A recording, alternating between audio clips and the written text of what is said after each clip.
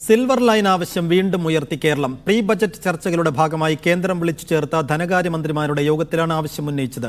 കടമെടുപ്പ് പരിധി ഉയർത്തുന്നടക്കം 24,000 കോടിയുടെ പ്രത്യേക സാമ്പത്തിക പാക്കേജും സംസ്ഥാനം ആവശ്യപ്പെട്ടിട്ടുണ്ട്. വർദ്ധിച്ചുവരുന്ന റെയിൽ ഗതാഗത ആവശ്യങ്ങൾ നിറവേറ്റാൻ നിലവിലെ റെയിൽ സംവിധാനങ്ങൾക്ക് സാധിക്കുന്നില്ല. സിൽവർ ലൈന് എത്രയും വേഗത്തിൽ എല്ലാ അനുമതികളും ലഭ്യമാക്കണമെന്ന് ധനമന്ത്രി KN ബാലഗോപാൽ ആവശ്യപ്പെട്ടു. 2 വർഷത്തേക്ക് 24,000 കോടിയുടെ പ്രത്യേക സാമ്പത്തിക പാക്കേജും സംസ്ഥാനം മുന്നോട്ട് വെച്ചിട്ടുണ്ട്.